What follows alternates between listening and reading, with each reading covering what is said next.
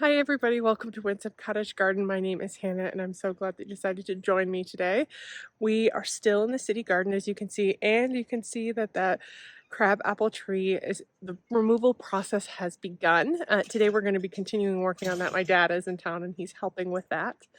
And I am going to be focusing on moving some perennials around that I've already identified want to be in different spots in the garden. So you may have heard me mention in various videos that there's some banana cream daisies I want to move to a better spot. When I put them there, it was a lot sunnier, so we're going to get that out. We're going to remove some iris from a space that they're just getting way too overwatered because they're near a hose. And then I'm going to move some of the things we dug out from underneath this tree into those places. I'll also probably get some of the plants that I recently bought when I went to Countryside Greenhouse and they had their quart-sized perennials for $2.50 and their gallon-sized perennials for $4.99, including proven winter brands. So I did go a bit crazy if you haven't seen it. This is my current plant hoard, and there's actually more on the driveway. I actually did go back because I had been thinking about some things I didn't buy that I wish I had. So there might even be new additions from the last time you went there, but it was just, they were such good deals, I couldn't wait. And you can also see that we started planting stuff over there from under the crab apple tree as well. It is a bit of a gray old drizzly day. Fall has definitely come with a vengeance. It went from like 70s, 80s at the beginning of last week to 50-ish and kind of drizzling. It's supposed to be stopping, so what I'll probably do is put you guys inside for 20 minutes or so while I get some things organized, and hopefully it completely stops so I can film without you being damaged at all. But yeah, we're just going to be moving some perennials around, getting things in the ground from the plant hoard, and we'll see how far we get in this video. I'm sure there's going to be broken into a couple different videos because there's a lot to get done. It is middle to end of September right now, and where I'm I'm Zone 5B, West Michigan. My first frost date is mid-October, but that's more of a lighter frost. So I probably have another 2 or 3 weeks. It's still a good window to get things in the ground and transplant them so they can set roots before a hard frost comes. Light frost is, in general, for most plants, like perennials, not that big a deal.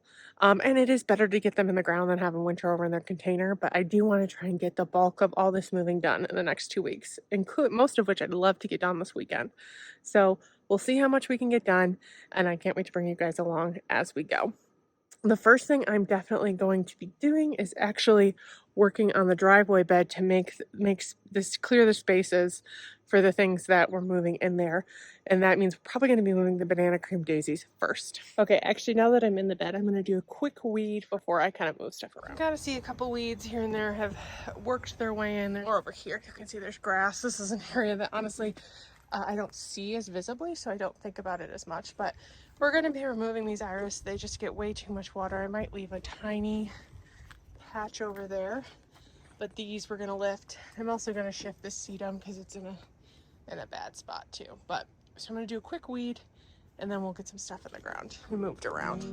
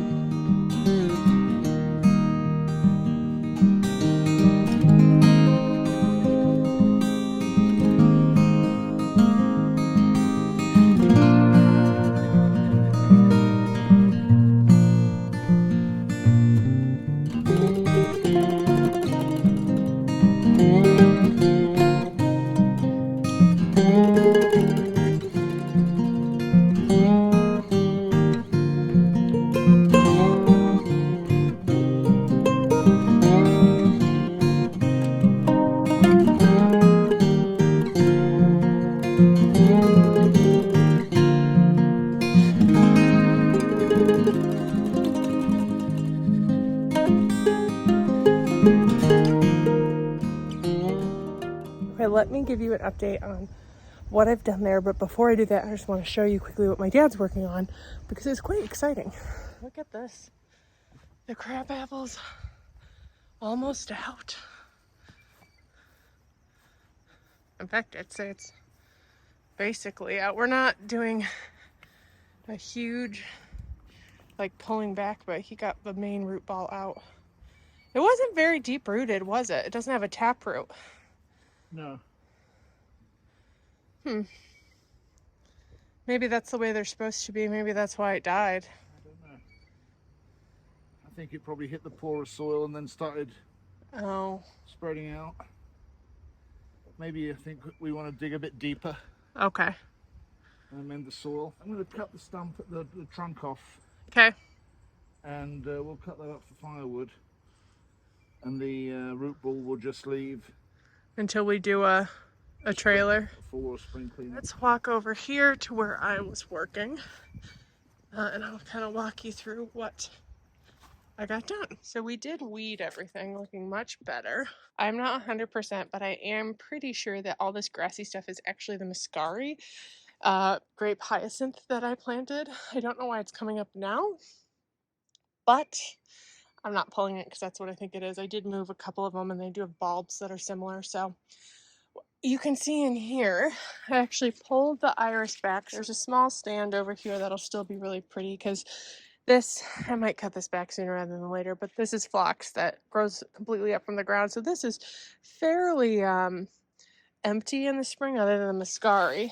So I pulled the things back because it's really hard with the water right here and the iris. Plus it gets so much water they just flop. So it's kind of a bummer, but I did stick one of the hostas we dug up here. It looks a bit bad right now because we actually split it because it was so big, but I kind of popped it back there and I think it'll fill out that area and it will also appreciate the extra water. And I did sneak one little coral bell in here. I hope it lasts. It's a pretty purple color. It's called a Georgia peach heuchera. And it'll get about 22 inches wide by 16 inches tall. It likes part sun to sun or shade, so it's fairly diverse in what it'll take. And it's hardy down to like a zone 3. So I think it'll do really pretty there, and if it does fill in, it'll kind of pop there while leaving enough space around here. So I pulled out the sedum that was here. It's very sad because it's way overwatered and not getting enough sun, and this is gonna go to the cottage. This is the beginnings of the cottage pile. So that's where that'll end up. Next in this area that I'll turn my attention to is I'm going to dig this going bananas up. Either put a hosta or a hellebore there. I haven't 100% decided, so let's see what happens.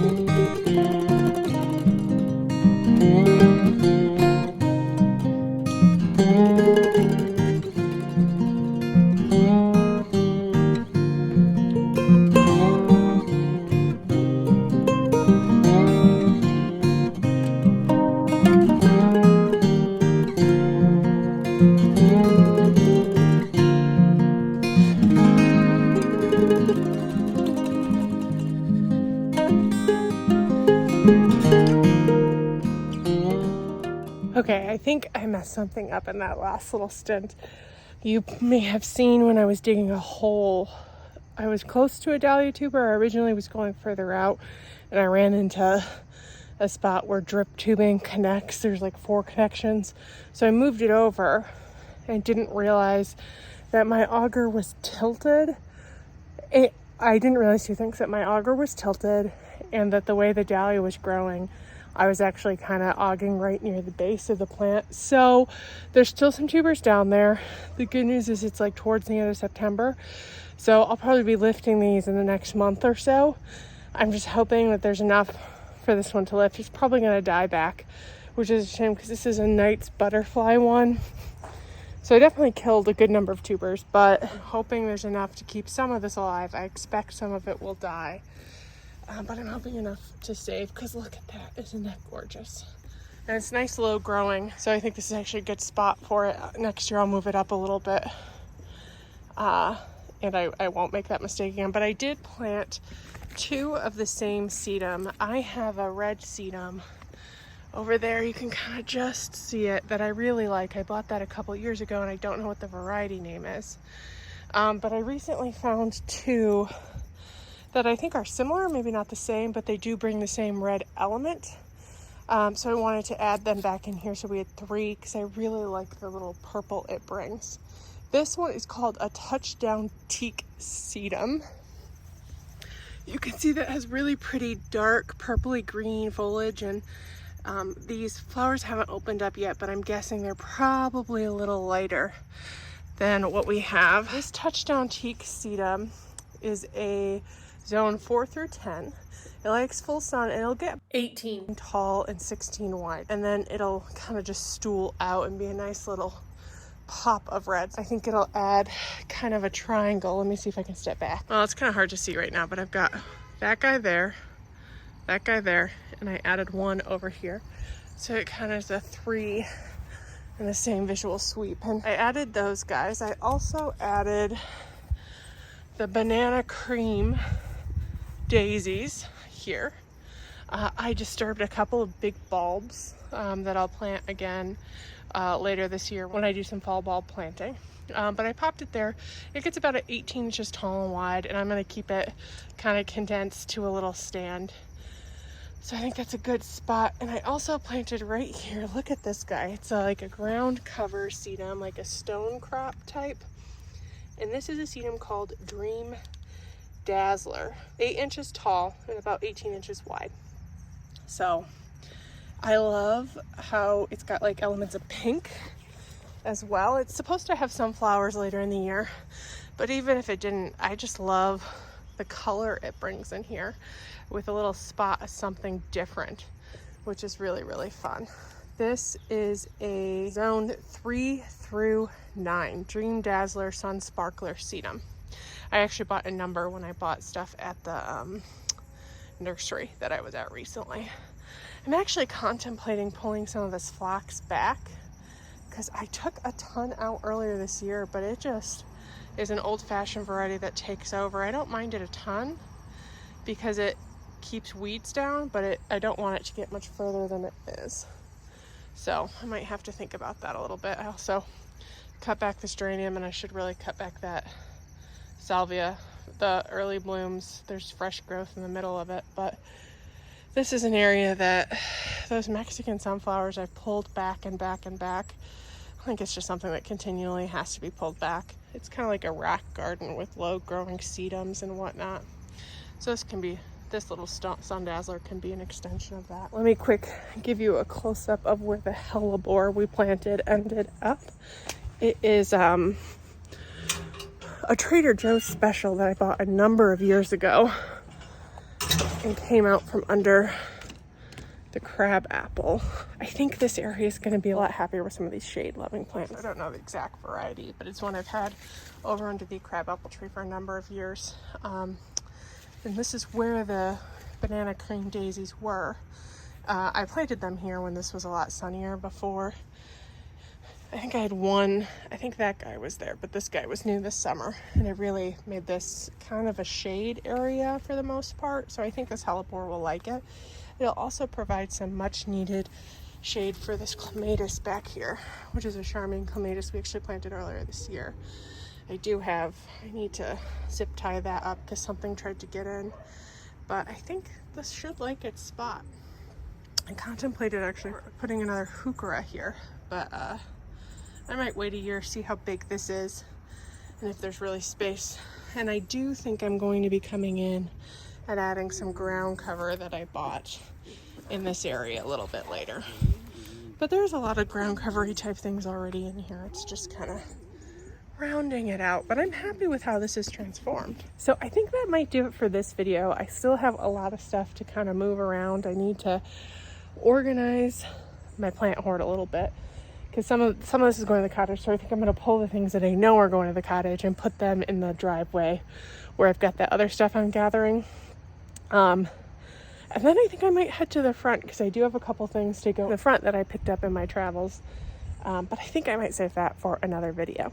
So thank you so much for joining me today. I hope you can appreciate it. I don't know if we're the only ones who have plant hoards, but if we are not alone, please let me know in the comments. I know mine was basically diminished to nothing here in the city, and then I found this amazing plant sale and it grew by like 4 times. So I've got a lot of stuff ahead of me, but I'm really excited about the things that I was able to get for steals of deals.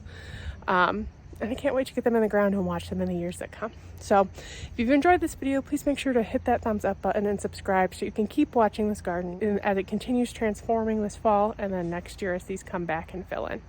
I really appreciate you spending today with me. I can't wait to see you at the next one. Bye-bye.